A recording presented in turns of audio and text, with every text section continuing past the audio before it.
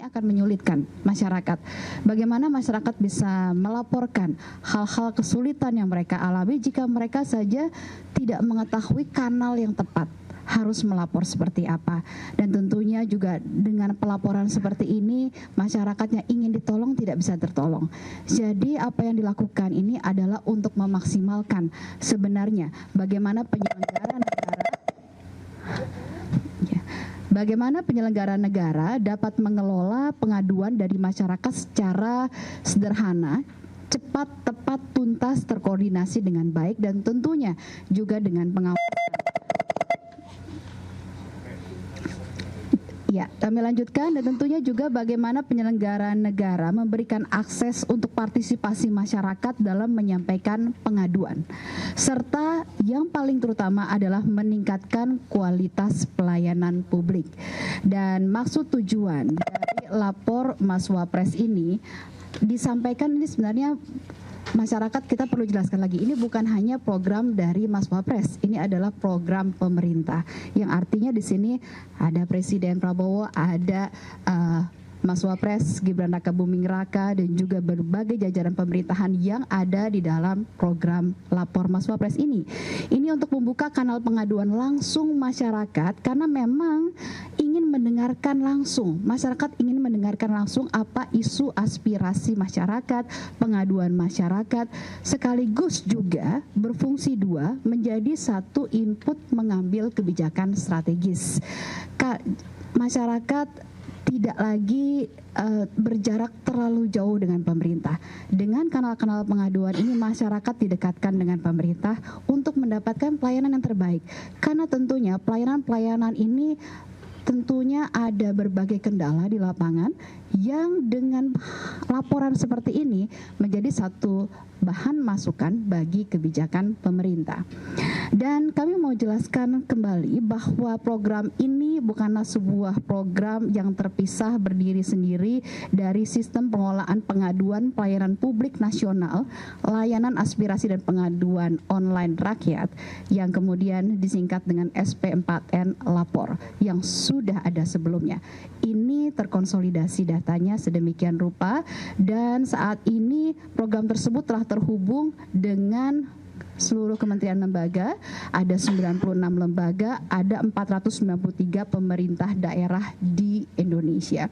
Jadi ini bukan satu-satunya kanal pelaporan, ini memaksimalkan penerimaan laporan masyarakat program ini.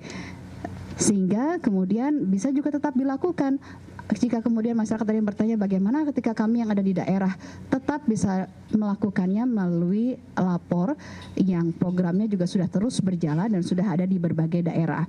Dan tentunya program ini karena ini merupakan sebuah kebijakan publik yang merupakan kebijakan pemerintah, tentu ada dasar hukumnya. Dasar hukumnya adalah sesuai dengan Undang-Undang Nomor 25 Tahun 2009 tentang Pelayanan Publik, serta juga ada Permen-Pan RB tahun 62 tahun 2018 tentang pedoman sistem pengaduan pelayanan publik nasional. Jadi lagi-lagi ini bukanlah program yang berdiri sendiri, sudah ada tatanan hukumnya dan sudah kemudian terintegrasi dengan program yang ada sehingga dapat lebih dimaksimalkan. Total laporan yang sudah masuk saat ini diterima sampai dengan hari keempat ini ada 296 laporan yang sudah masuk, begitu ya.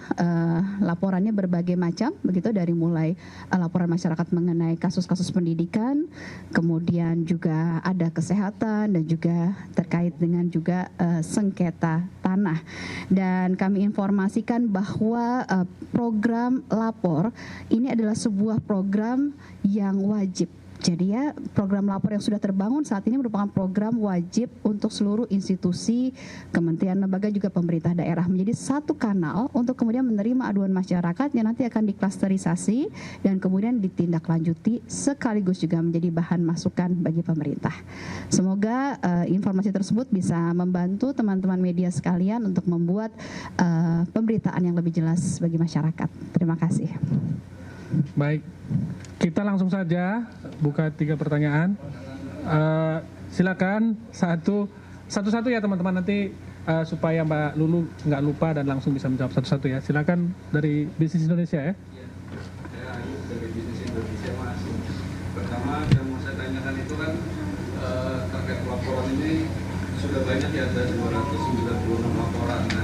dari 296 laporan ini itu semuanya diterima langsung diteruskan kepada kementerian lembaga terkait, atau nanti ada filterisasi lagi mana laporan yang layak untuk maju di lembaga kementerian, mana yang harus udah lepas saja gitu.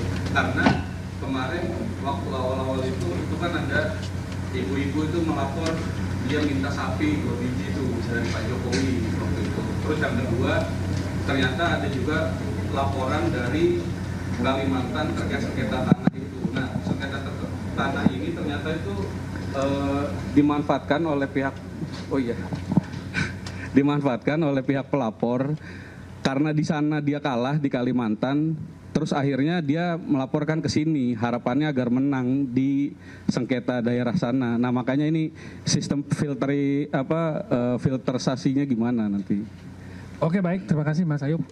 Teman-teman mohon bersabar supaya Mbak Lulu tidak perlu mengingat dari awal banget. Silakan saja, pertanyaannya adalah bagaimana sistem filterisasi aduan masyarakat, apakah langsung disampaikan kepada KL atau ada yang langsung dilepas aja? Ya. Kira-kira gitu. Baik, makasih Mas dari Bisnis Indonesia.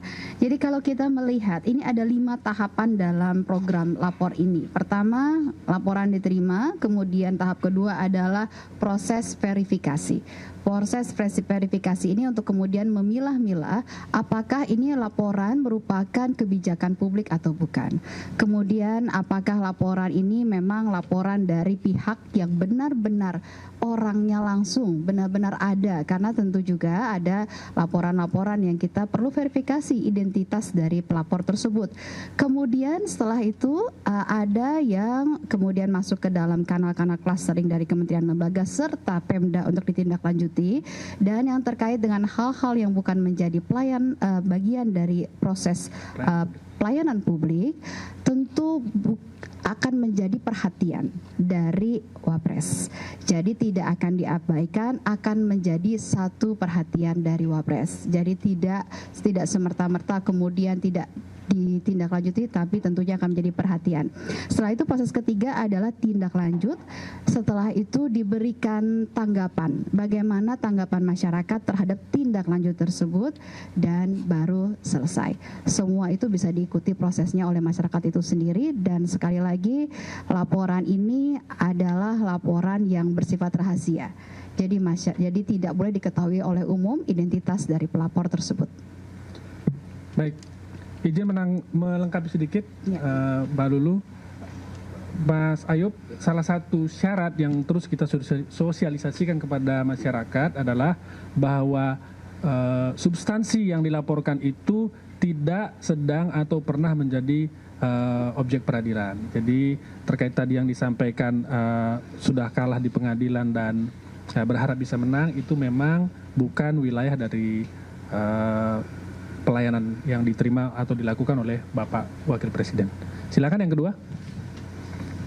Boleh, silakan.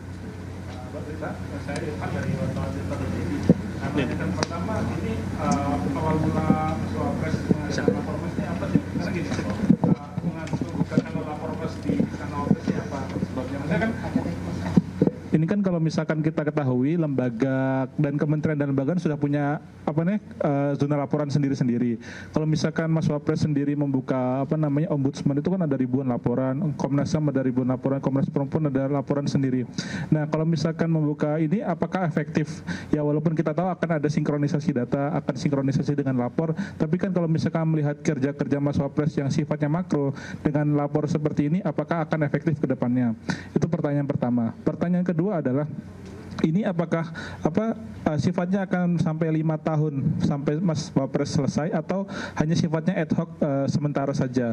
Karena kalau misalkan selama 5 tahun ini kan kita berada di zona ini misalnya zona steril Wapres dan banyak masyarakat yang masuk setiap hari seperti itu. Apakah itu tidak membahayakan bagi diri Wapres itu sendiri dan kerja-kerja protokoler itu sendiri? Terima kasih. Oke, terima kasih. Dari mana tadi? Irfan dari Tirto. Irfan dari Tirto. Oke, baik. Silakan. Baik, terima kasih teman-teman.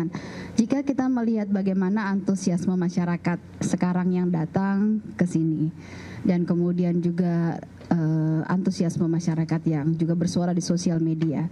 Artinya kita mengetahui masyarakat belum mengetahui secara keseluruhan bahwa ada program lapor yang selama ini sudah ada di kementerian lembaga. Ini yang dilakukan melalui program Mas Wapres ini, program lapor Mas Wapres adalah upaya untuk memaksimalkan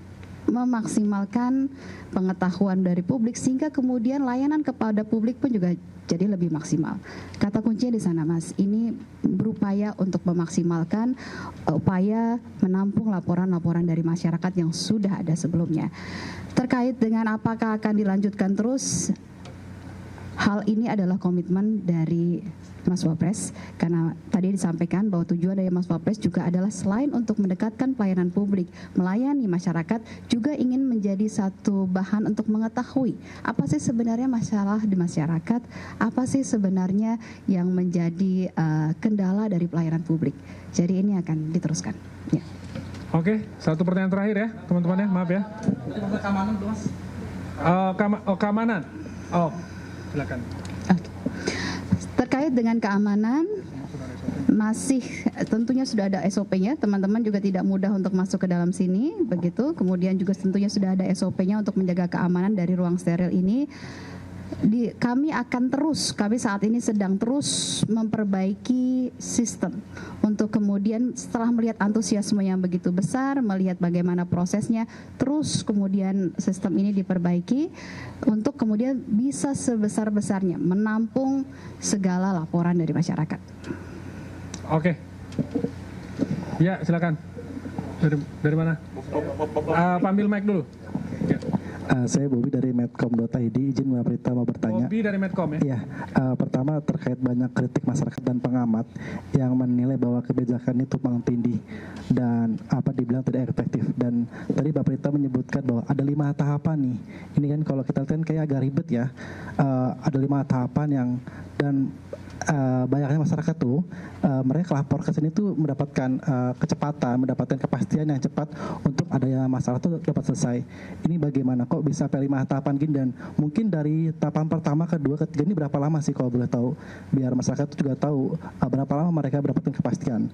Dan ketiga mengenai tadi Mas Irfan menambahkan terkait dengan idenya lapor Mas ini, katanya Pak Sesnek ini dari Mas Gibran. Apakah sebelumnya Mas Gibran melaporkan atau berkoordinasi dengan Pak Presiden untuk membuat program ini, ataukah Pak Prabowo tidak mengetahui adanya program ini?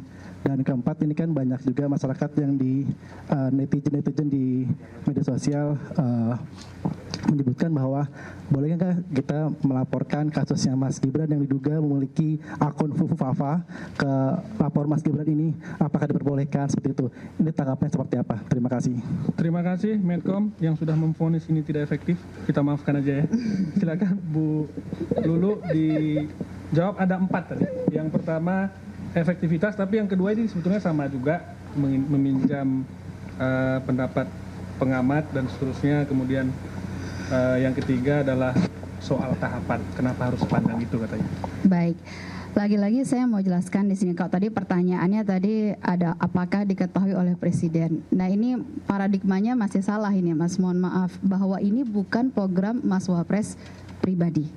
Ini adalah program pemerintah yang artinya diketahui oleh Presiden, persetujuan dan seluruh kementerian lembaga di bawah pemerintah ini semua bergerak. Jadi itu yang kita harus pahami terlebih dahulu ya, kita harus luruskan terlebih dahulu. Nah, bicara soal efektivitas tumpang tindih, saya jelaskan lagi bahwa tidak ada yang tumpang tindih, karena ini akan terkonsolidasi langsung, terintegrasi dengan program lapor yang sudah ada sebelumnya. Dikatakan efektif atau tidak, kami punya data bagaimana di program lapor itu segala tahapan itu dilakukan untuk periode, misalnya periode tahun 2024. Yang sudah masuk laporan melalui program lapor ya, bukan lapor Mas Wapres yang nanti akan terintegrasi di sana.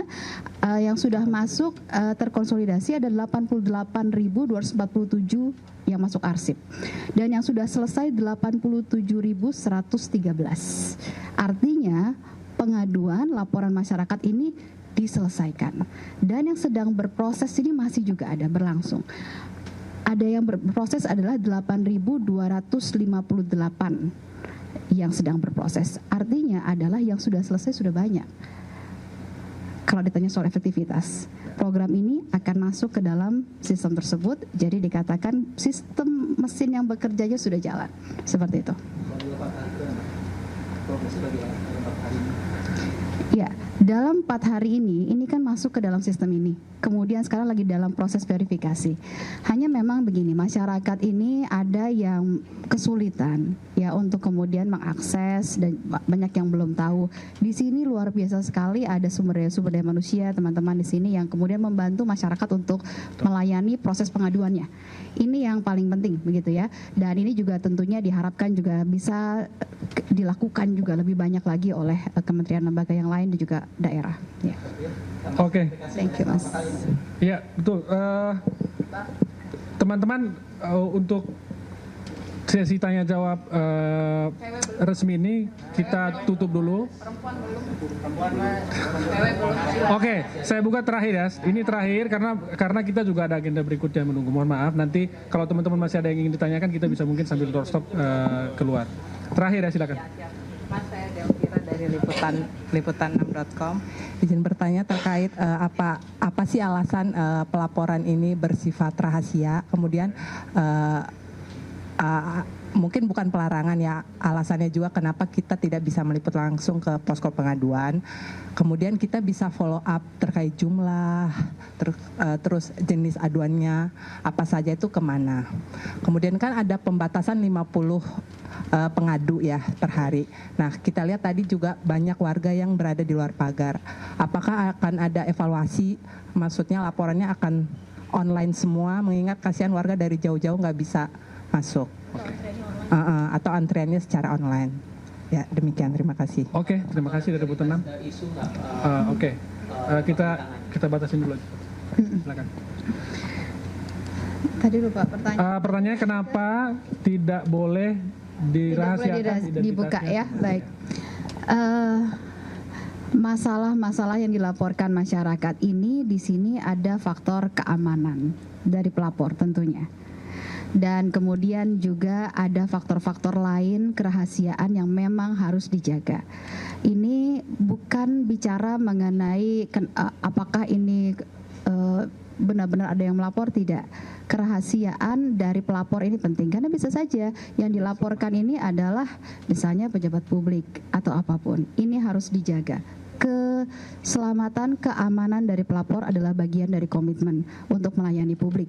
Jangan sampai kemudian masyarakat jadi takut untuk melapor ketika kemudian semua datanya terbuka. Itu yang kita tidak inginkan terjadi. Kemudian tadi berikutnya, antriannya apa? Nah, kita evaluasi atau enggak? Baik. Untuk antrian, seperti tadi kami sampaikan, kita saat ini sedang terus-menerus untuk kemudian memperbaiki sistem, melihat bagaimana antusiasme masyarakat, baik secara online, baik yang hadir di sini. Namun kami ingatkan bahwa datang ke sini bukan satu-satunya cara. Masih ada berbagai cara yang bisa melalui berbagai kanal lapor, SP4N lapor yang sudah ada sebelumnya. Jadi bukan satu-satunya cara, namun jika kemudian masyarakat memang ingin datang di sini dan dibantu, kami sedang terus untuk kemudian memperbaiki berbagai proses dan juga sistemnya. Ya. Baik, terima kasih Mbak Lulu. Terkait peliputan, demikian terkait peliputan belum di sini ya. Saya mohon maaf kalau ada yang belum kita. Nanti kita bisa sambil jalan aja karena Mbak Lulu sudah ditunggu di istana juga. Saya mengucapkan terima kasih atas kehadiran teman-teman semua. Demikian, wassalamualaikum warahmatullahi wabarakatuh.